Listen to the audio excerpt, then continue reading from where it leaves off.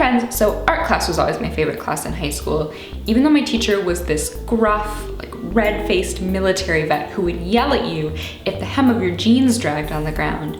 The art room felt more like mine than any other place between the years of 2007 and 2009. Not only did I take every art class that was possible for me to cram into my schedule, I also spent all of my free periods in the art room and my lunch periods too, if I could convince the teacher to lock me into the art room by myself, as long as I promised to be really, really quiet while he went on his lunch break. Once I finished all my art class projects, I started painting a series of murals that, to my knowledge, are still hanging in the basement of my high school next to the piano room. After those were done, I would draw on tables, or paint napkins, or just take my art assignments and turn them up to 11. Towards the end of my senior year, I was assigned a linoleum printing project, and I carved out this glum-looking anthropomorphized slushie from an inside joke that I had with my art class friends. And after I did the 4 clean prints that I was required to do, I just kind of kept going. I couldn't think of anything that felt quite so nice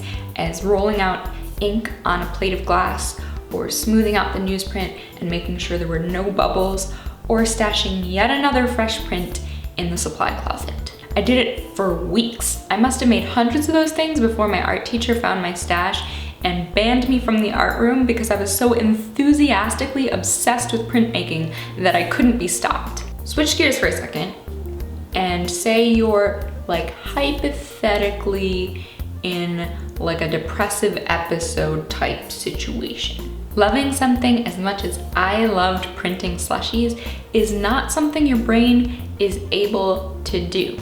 And if you're in it long enough, you can sometimes forget that you ever could. You might not have energy to make those things that used to bring you so much joy, like prints or these videos here, because you might not have the energy to feed yourself or get outside of your apartment. And you can start to tell yourself lies about how you're a worthless nothing person and you'll never accomplish anything, and those are dangerous. That's why I'm so glad that sometimes what I do is I point a camera at myself and I tell you weird little stories about things that happened to me once. Because even when you're deep in your nothing person cave, you can sometimes be paging through a notebook and find a little reminder of a sad looking slushie and think, oh man, that made me so happy once. The last few weeks, months have been a little tough, but even though I may not even be halfway out of the woods yet,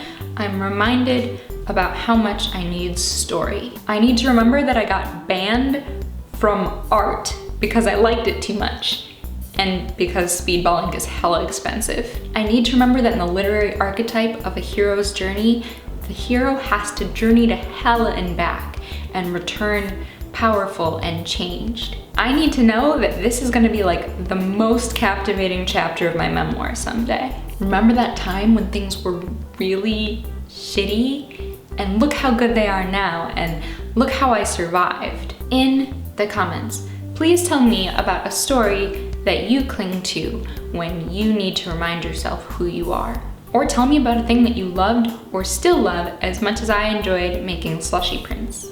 And if you like this video, you can consider subscribing. You can also talk to me on all my social medias, which I have linked for your convenience below. And I will see you next week. Bye!